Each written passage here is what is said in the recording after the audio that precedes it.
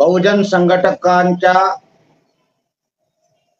दर्शकांना सप्रेम जय भीम।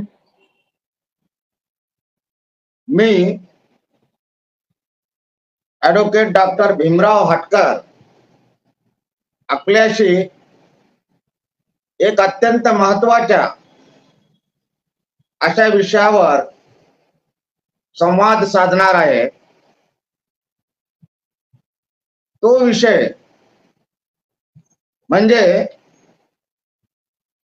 अनुसूचित जाती जमाती, भटक्या विमुक्त जाती व इतर मागासवर्ग प्रवर्गाला दिलेले संविधानानं जे दिलेले आरक्षण आहे ते आरक्षण संपुष्टात आणण्यासाठी होत असलेले सरकारचे षडयंत्र या विषयाच्या अनुषंगानं आपण आज सर्व बहुजन संघटक या समाज माध्यमावरील वृत्तवाहिनीचे सर्व दर्शक यांच्या समवेत संवाद साधणार आहोत।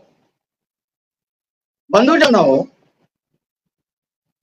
आपल्याला माहिती आहे की संविधानाने जे आरक्षण दिलं, संविधानापूर्वी बाबासाहेब आंबेडकरांच्या माध्यमातून 1932 ला पुणे करार झाला।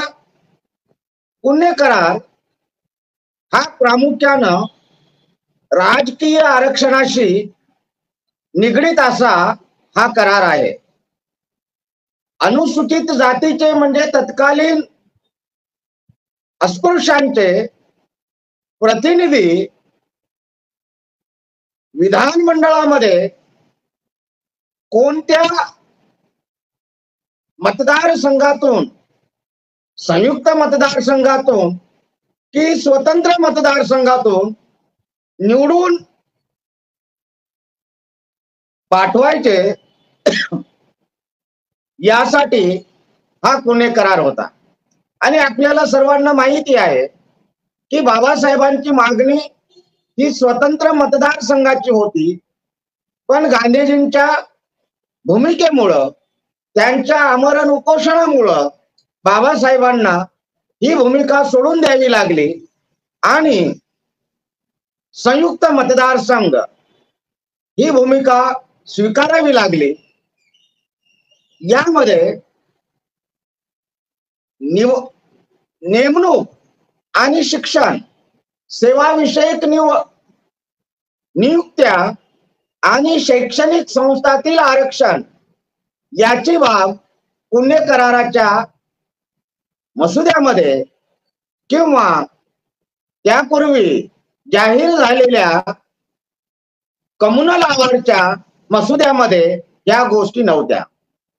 तर बाबासाहेब आंबेडकरांनी सायमन कमिशनला जो अहवाल दिला होता त्या अहवालामध्ये आणि गोलमेज परिषदेच्या वेगवेगळ्या निवेदनामध्ये बाबासाहेब आंबेडकरांनी सेवा विषयक आणि शिक्षण विषयक आरक्षणाचा जो आहे मुद्दा हा ब्रिटिशांच्या संसदेसमोर आणि जगाच्या वेशीवर, जगाच्या पटलावर बाबासाहेबांनी हा मुद्दा आणला।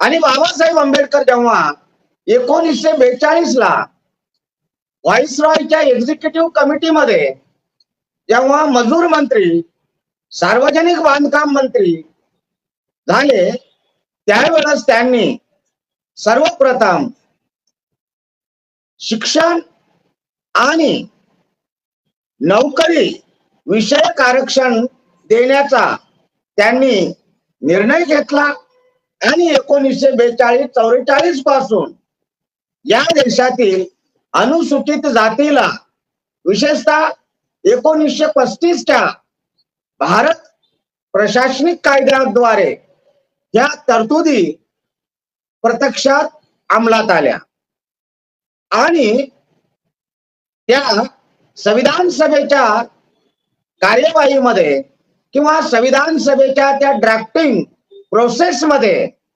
ह्या तरतुदी मोठ्या संघर्षातून बाबासाहेब आंबेडकरांनी संविधानामध्ये ह्या उल्लेखित केलेल्या आहेत. मोठ्या संघर्षातून याचा अर्थ की तत्कालीन गृहमंत्री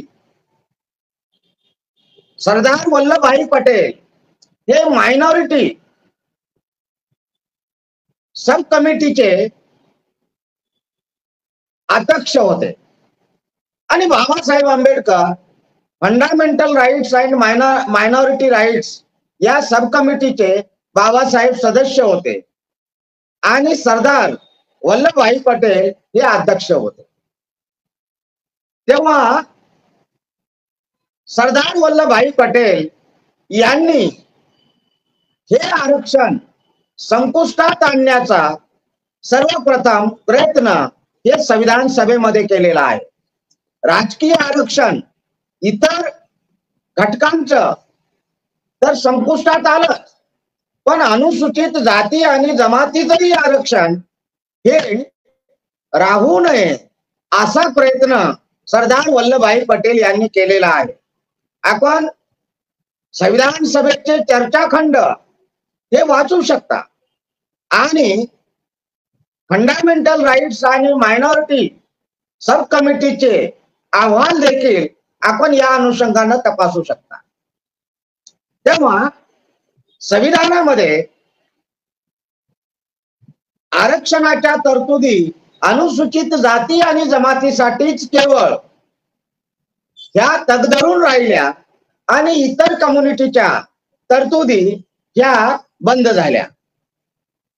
मुस्लिम समाजालाही आरक्षणाची तरतूद ही ड्राफ्टिंग कमिटीने ठेवलेली होती, पण चर्चेच्या ओघात आणि फंडामेंटल राईट्स आणि मायनॉरिटी सब कमिटीच्या रिपोर्ट्स मध्ये सर्वानुमते मुस्लिम समाजाने ख्रिश्चन समाजाने या आरक्षणाच्या तरतुदी आम्हाला नको अशा पद्धतीची भूमिका घेऊन या तरतुदीवर त्यांनी पाणी सोडलेलं आहे.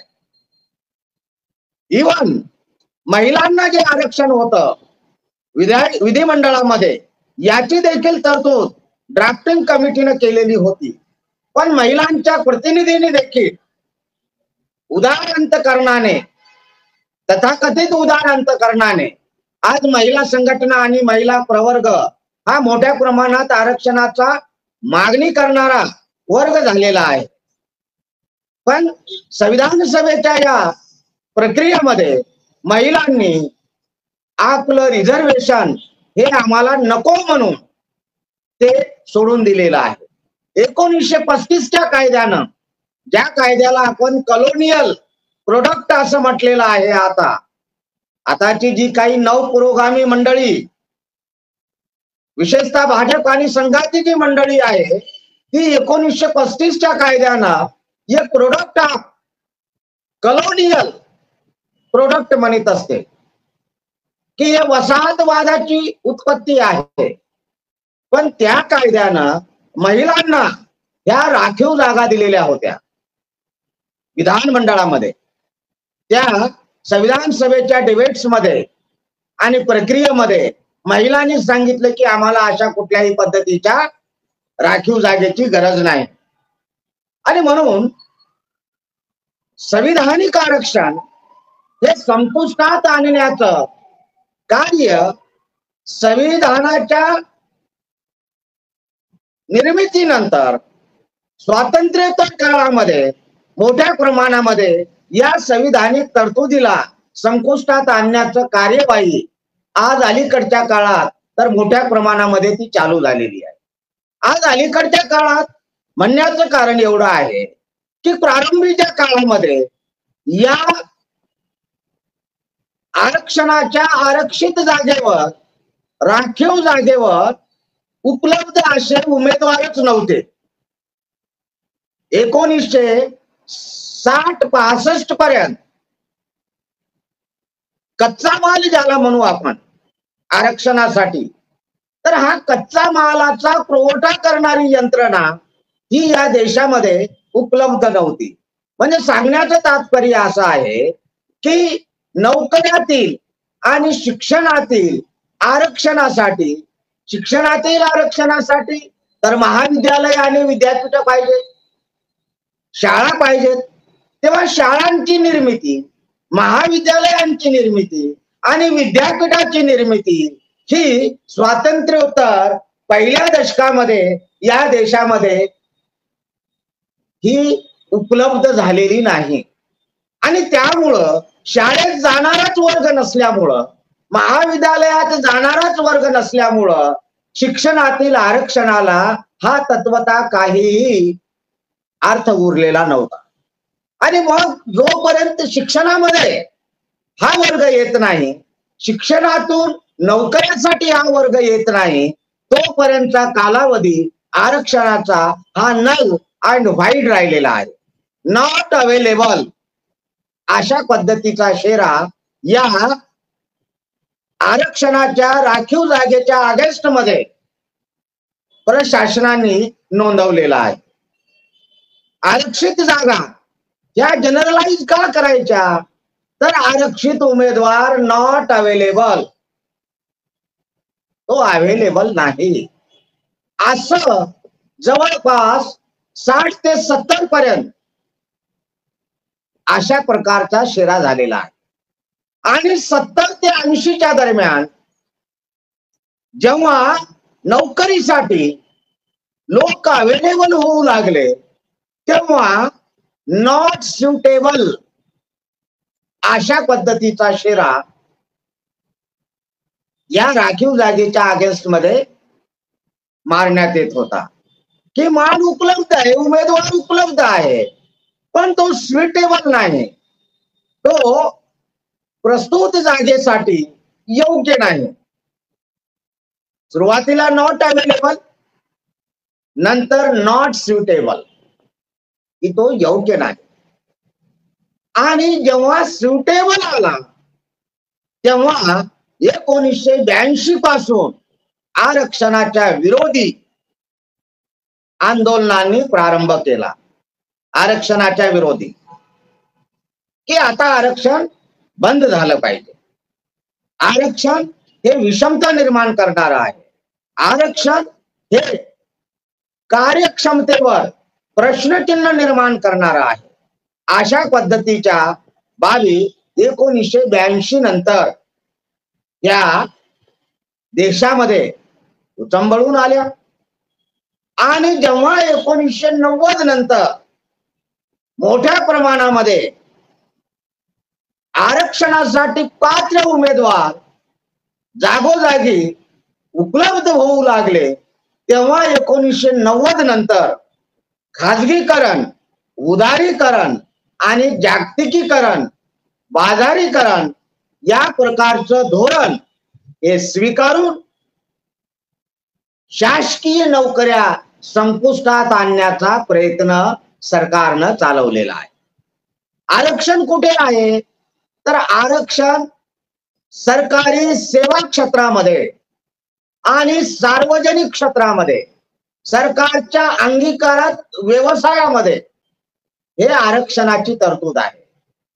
डायरेक्ट सरकारच्या नोकऱ्यामध्ये, केंद्र सरकारच्या नोकऱ्यामध्ये, राज्य सरकारांच्या नोकऱ्यामध्ये आणि गव्हर्नमेंट अंडरटेकिंग पब्लिक सेक्टरमध्ये. खाजगी क्षेत्रामध्ये आरक्षणाची तरतूद नाही. आणि म्हणून जेव्हा 90 नंतर मोठ्या प्रमाणामध्ये आरक्षणासाठी पात्र, सुटेबल, कम्फर्टेबल जेव्हा उमेदवार निर्माण झाला, तेव्हा खाजगी क्षेत्राचं खाजगीकरण करून, सरकारी क्षेत्राचं खाजगीकरण करून ह्या नोकऱ्या संपुष्टात आणण्याचा प्रयत्न केलेला आहे.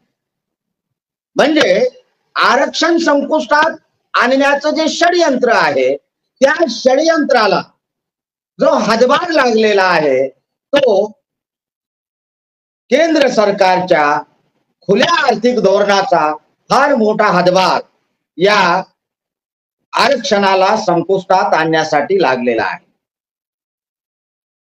त्यानंतर ज्या काही बचाकुचा सरकारी नोकऱ्या आहेत, ज्यामध्ये अनुसूचित जाती आणि जमातीचे लोक प्रवेशित झाले, तेव्हा 1990 नंतर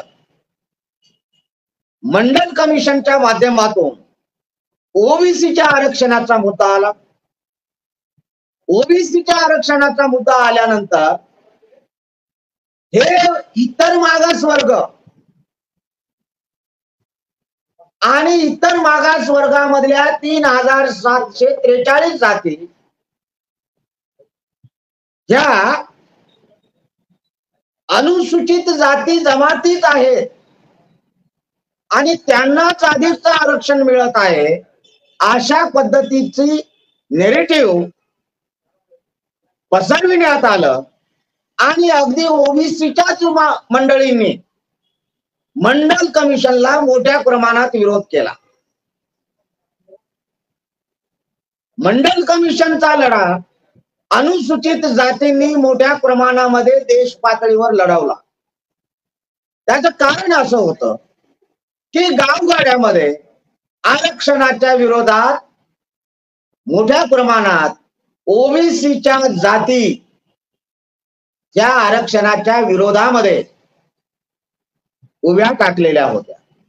म्हणून या जातींना मंडल कमिशनच्या माध्यमातून जर आरक्षण मिळालं तर गावगाड्यातील ओबीसी आणि अनुसूचित जाती यांच्यातलं वैर, यांच्यातला द्वेषभाव हा कमी होईल आणि म्हणून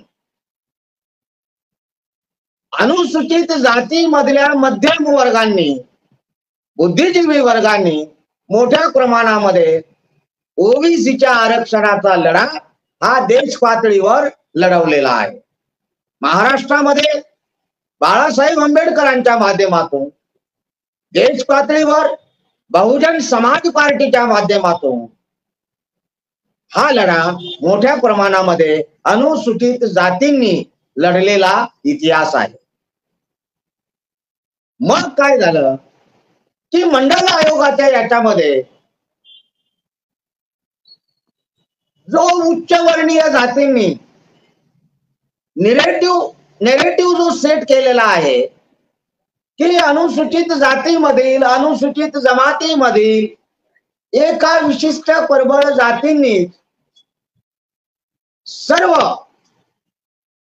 आरक्षण गिळंकृत केलेलं आहे, हे नेरेटिव्ह आहे, तथाकथित उभं केलेलं कथन आहे.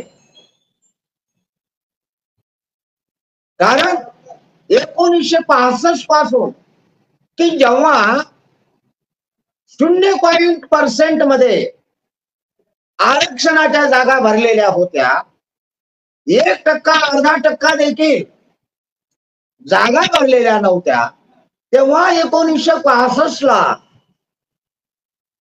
लोकूर कमिटीनं, न्यायमूर्ती लोकूर कमिटीनं सांगितलं की आरक्षणाचे लाभ हे विशिष्ट जातीनंच गिळंकृत केलेले आहेत. उदाहरण सांगायचं असेल तर उत्तर प्रदेशामध्ये चर्मकार जातींनी, महाराष्ट्रामध्ये महार जातीने, आंध्र प्रदेशामध्ये माला जातीने, राजस्थानमध्ये शेड्यूल ट्राईब मधल्या मीना जातीने, अनुसूचित जाती मधल्या मेघवाल जातीने, तामिळनाडू मधल्या परियाने, कर्नाटक मधल्या हुलियाने, केरळ मधल्या इजवा कम्युनिटीने हे सगळे लाभ गिळंकृत केलेले आहेत. हे लोकूर कमिटी कधी म्हणते? लोकूर कमिटी 1965 ला म्हणते. आज हे नेरेटिव्ह अधिक मजबूत झालेला आहे आणि त्याच आधारावर सुप्रीम कोर्टाने 1 ऑगस्टला कोटा अंडर कोटा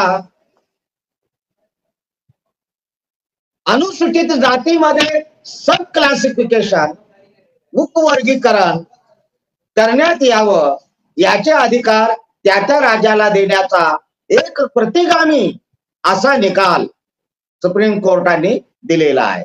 ते सकृतदर्शनी सामाजिक न्यायाचा बुरखा पांघरलेला किंवा सामाजिक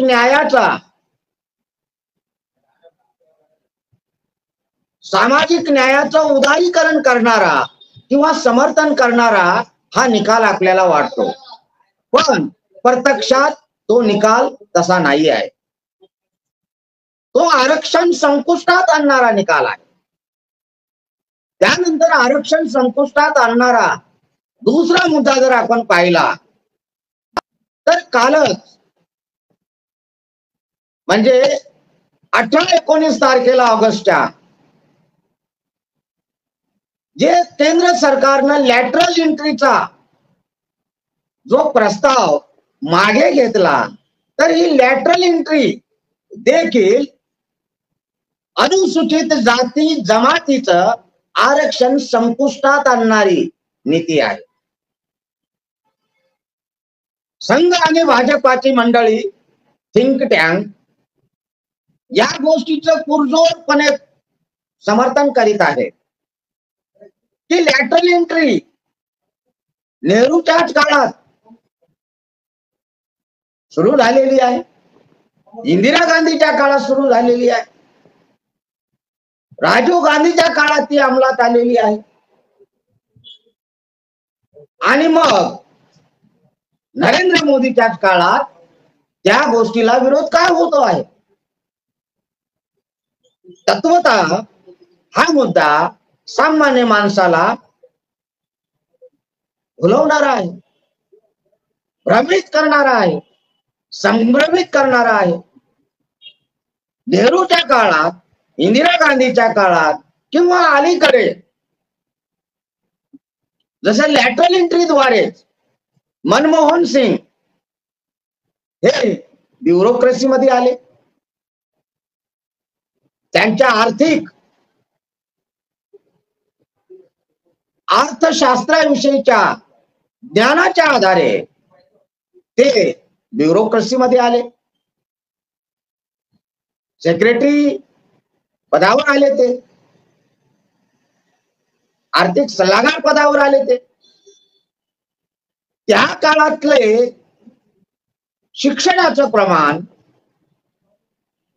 त्या काळातली उपलब्धता आणि आजच्या काळातली उपलब्धता आणि त्या काळात लॅटरल एंट्री ही मास बेसवर काही झालेली नाही, विवक्षित स्पेसिफाईड तज्ञाला सामावून घेण्यात आलेला आहे. जसं नील केनी आहे, ज्यांनी आधार कार्डची योजना यशस्वी केली. नील केनी मॅनेजमेंट मधले अत्यंत प्रतित असं विद्वान ग्रस्त आहे. त्यांना काँग्रेसच्या काळामध्ये लॅटरल एंट्रीद्वारे घेण्यात आलं. एकट्या दुकट्या तज्ञांना, स्पेसिफाईड तज्ञ व्यक्तींना घेण्यासाठी कुणाचीही हरकत असू शकत नाही. पण तुम्ही त्या तत्वाला जर जनरलाइज करून मास बेस जर तुम्ही भरती करीत असाल तर ही गोष्ट कुठल्या तरी तुमच्या अंतस्थ हेतू, दुष्ट हेतूला सिद्ध करणारी आहे. नरेंद्र मोदीच्या काळामध्ये जवळपास 2017 पासून 63 मान्यवरांना, सो कॉल्ड तज्ञांना लॅटरल एंट्रीद्वारे IASच्या सिनियर कॅडर मध्ये तुम्ही समावेशन करून घेतलेला आहे. आणि आता 45 लोकांची तुम्ही डायरेक्ट एंट्रीची जाहिरात दिलेली आहे. 2024 मध्ये तुम्ही ज्या विशेषज्ञाचं स्पेसिफिकेशनचं जो मापदंड लावलेले आहे ते मापदंड सध्याच्या उपलब्ध मनुष्यबळामध्ये नाहीत काय? आहेत. अनुसूचित जाती जमातीमध्ये आहे, ओबीसी मध्ये आहे, पण तुम्हाला विशिष्ट विचारसरणीचे लोक सत्तास्थानी पाहिजे आहेत, की जसे विवेक देवराय आहेत, आपल्या प्रधानमंत्र्यांच्या आर्थिक सल्लागार समितीचे चेअरमन आहेत. हे सल्लागारांचा काय सल्ला आहे? या सल्लागारांचा सल्ला 15 ऑगस्ट 2023 गेल्या वर्षीच्या 15 ऑगस्टच्या दिवशी त्यांचा लेख आहे की हे संविधान आता बदललं पाहिजे. कोणत्याही संविधानाचं आयुष्य 17 वर्ष असते, हे त्यांच्या बुद्धीचा उपज आहे. आणि हे जे संविधान आहे बाबासाहेब आंबेडकरांनी ड्राफ्ट केलेलं, संविधान समितीनं अंगीकृत केलेलं, या जनतेनं निर्माण केलेलं आणि स्वतः परत अर्पण केलेलं source of the constitution is Indian people. Bharatiya Janata ही या संविधानाचा सोर्स आहे. या संविधानाला विवेक देवराय म्हणतात की हे कॉलोनियल वसाहतवादाचं, कॉलोनियल पिरियडचं हे अपत्य आहे. 1935च्या कायद्याची ती सुधारित आवृत्ती आहे. हे प्रधानमंत्री नरेंद्रजी मोदी यांच्या आर्थिक सल्लागार समितीचे चेअरमन म्हणतात. आणि बीजेपी आता रथयात्रा काढत आहे, संविधान जागरण यात्रा काढत आहे आणि म्हणत आहे की संविधानाची हत्या काँग्रेसनं केली. संविधान बदलण्याचं आम्ही नाही, आम्हाला संविधान पूजनीय आहे. संविधान तुम्हाला पूजनीय असेल तर मग प्रधानमंत्र्याच्या आर्थिक सल्लागार समितीचे म्हणजे शासकीय समितीचे सल्लागार समितीचे चेअरमन ते स्वतः म्हणतात इन रिटर्न डॉक्युमेंट की संविधान बदललं पाहिजे. केन प्रकारे या सत्ताधारी वर्गाची नियत ही बरोबर नाही. यांची नियत ही घातक आहे, कपटी आहे, कपटी नीतीचे हे लोक आहेत.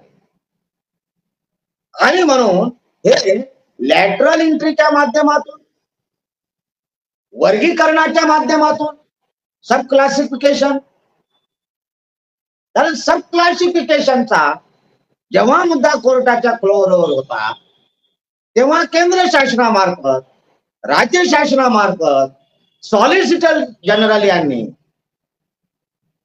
काय भूमिका मांडलेली? तर हे सरकार रोहिणी आयोगाच्या माध्यमातून ओबीसी मध्ये क्लासिफिकेशन करण्याच्या भूमिकेचं आहे. नरेंद्र मोदीचं सरकार हे अनुसूचित जाती जमातीमध्ये, ओबीसी मध्ये क्लासिफिकेशन करण्याच्या भूमिकेचं आहे. आणि सकृतदर्शनी आपल्याला वाटतंय की क्लासिफिकेशन तर हे सामाजिक न्यायाला deepening of social justice. Indian एक्सप्रेसचा आर्टिकल, एडिटोरियल आर्टिकल, अग्रलेख एडिटोरियल काय आहे? Deepening of the social justice. की वर्गीकरणामुळं सोशल जस्टिसचं डिपनिंग होणार आहे. लोकमतनं आग्रह लिहिला, खऱ्या वंचितांना आरक्षण. म्हणजे 1950 पासून 2024 पर्यंत जे आरक्षण मिळालं ते खऱ्या वंचितांना नाही मिळालं, खोट्या माणसांना मिळालं.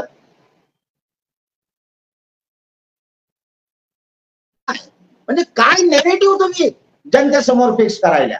लोकमतचा संपादकीय काय आहे? तर आता खऱ्या वंचितांना आरक्षण,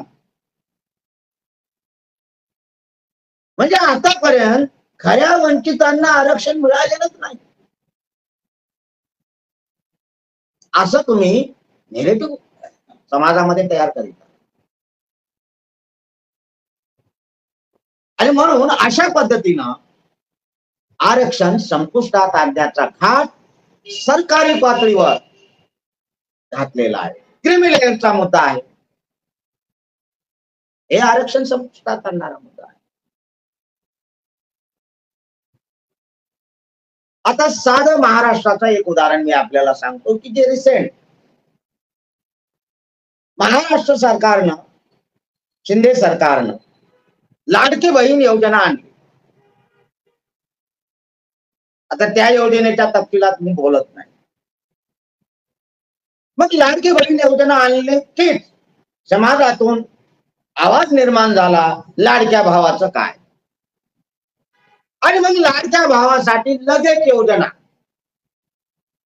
जाहीर करण्यात आली. ती आधीच योजना होती, तिलाच लाडका भाऊ असं म्हटलं गेलं.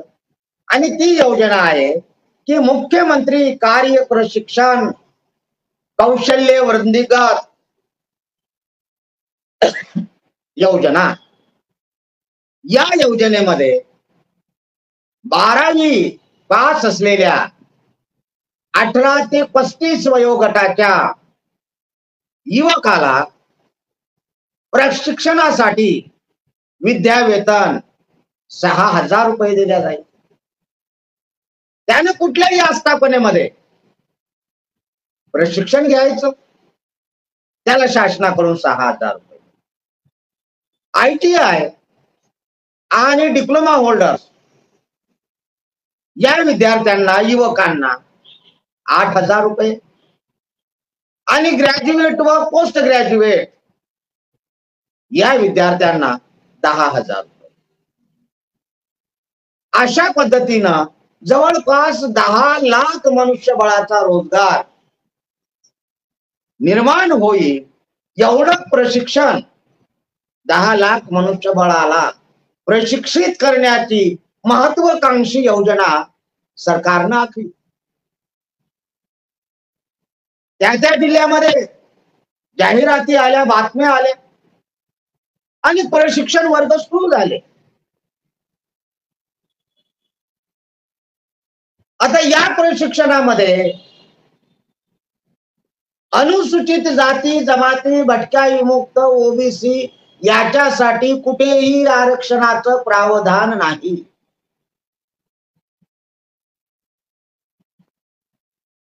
कुठेही नाही. मग आता संघ प्रेरित शाळा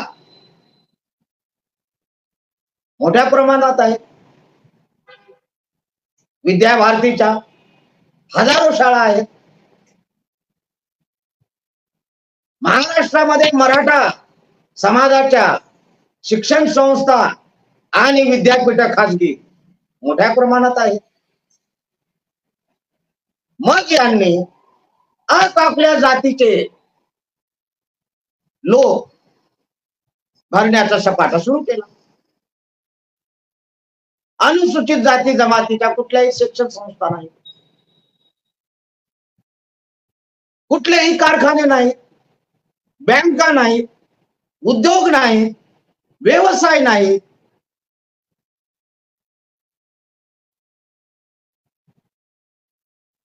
आणि या योजनेअंतर्गत अनुसूचित जाती जमाती, भटक्या विमुक्त जातीचे विहित केलेले टक्केवारीनुसार प्रशिक्षणासाठी उमेदवार घेणं बांधील नसल्यामुळं या योजनेअंतर्गत आतापर्यंत अनुसूचित जाती जमातीचे कोणीही उमेदवार प्रशिक्षणासाठी नॉमिनेट होऊ शकले नाही. ही गोष्ट आम्हाला काल परवाच्या दिवशी परभणीतील शिक्षण विभागाची जाहिरात वाचल्यानंतर लक्षात आली. संविधानानं सांगितलेलं आहे संविधानाचं कलम 15/4, 16/4, 46, 29/2 अन्वये शिक्षण, प्रशिक्षण, रोजगार या कुठल्याही तिन्ही प्रकारच्या क्षेत्रामध्ये जर आपल्याला लाभ द्यायचा असेल किंवा निवड करायची असेल, प्रवेश द्यायचा असेल, तर आरक्षणाची तरतूद करणं बंधनकारक आहे. कारण याचं विद्यावेतन सरकारच्या तिजोरीतून देत आहे आणि त्या आस्थापना त्यांना जर 6-7 महिन्याच्या या कालखंडामध्ये तो उमेदवार योग्य वाटला तर सरळ त्याला एम्प्लॉयमेंट देखील देणार आहे. मग या पद्धतीनं शेड्यूल कास्ट, शेड्यूल ट्राईबच्या लोकांचं काय?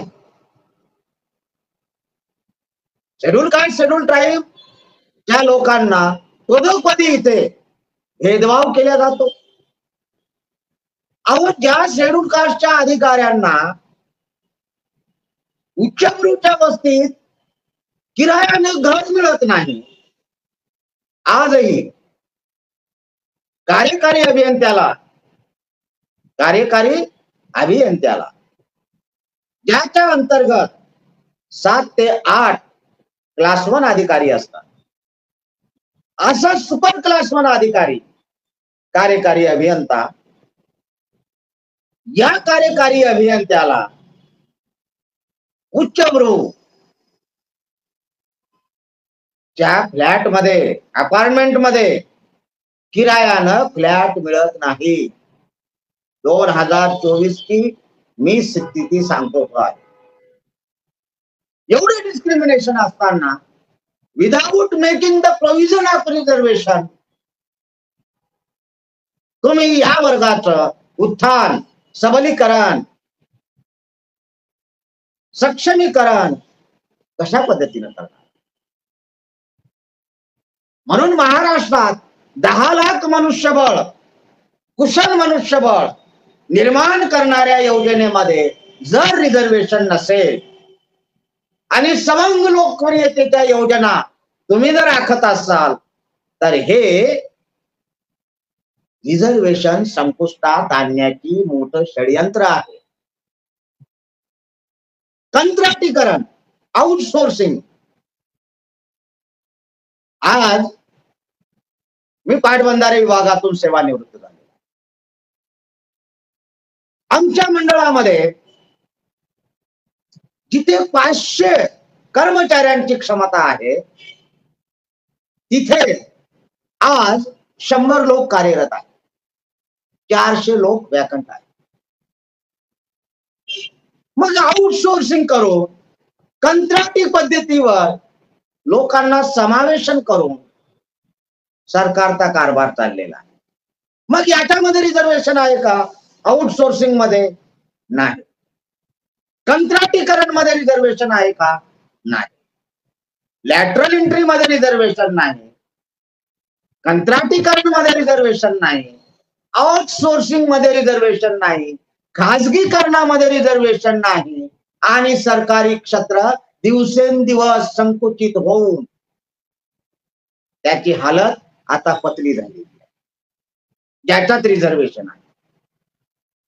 अशा पद्धतीनं संविधान संपुष्टात आणण्याचं मोठं षडयंत्र या ठिकाणी, या देशामध्ये, या राज्यामध्ये चाललेलं आहे. म्हणून मी आपल्या बहुजन संघटकांच्या सर्व दर्शकांना विनंती करतो की आपण वर्गीकरणाच्या विरुद्ध, क्रीमी लेअरच्या विरुद्ध आणि लाडका भाऊ एकनाथरावजी शिंदे मुख्यमंत्री यांचा लाडका भाऊ योजना जी आहे, मुख्यमंत्री कार्य प्रशिक्षण योजना, या योजनेमध्ये संविधानाच्या तरतुदीनुसार आरक्षण ठेवण्यात यावं. या 3 गोष्टीवर आपण मोठा आवाज उठवून शासनाला याच्यामध्ये आवश्यक ते बदल करण्याचं आपण कार्यवाही, आंदोलन हाती घ्यावं. आपण निवेदन सादर करावे आणि शासनाला आपला आवाज बुलंद करून शासनाच्या कानापर्यंत आणि कानात पोहोचवावा, जेणेकरून त्यांच्या ध्यानात येऊन त्याचं प्रतिबिंब हा या योजनेमध्ये उतरलं पाहिजे, असे मी आपल्याला एक आव्हान करतो. आणि आरक्षण संपुष्टात आणण्याचे सरकारी षडयंत्र याच्यावर मी उत्स्फूर्तपणे आपल्याशी संवाद साधलेला आहे. या पुढील एखाद्या सत्रामध्ये याच्या सविस्तर आकडेवारीसह मी आपल्याशी संवाद साधण्यासाठी उपस्थित राहील. आपण सर्वांनी अत्यंत मोठ्या संख्येनं आणि गांभीर्यानं माझं संभाषण ऐकून घेतलं, त्याबद्दल आपल्या सर्वांचं आणि विशेषतः आमचे मित्र राहुल खांडेकर आणि बहुजन संघटक या समाज माध्यमावरील वृत्तवाहिनीचे सर्व तांत्रिक आणि सर्व मनुष्यबळ असे मित्रमंडळीचं मी हार्दिक ऋण व्यक्त करतो आणि माझे चर्चेला या ठिकाणी विराम देतो. जय भीम, जय भारत.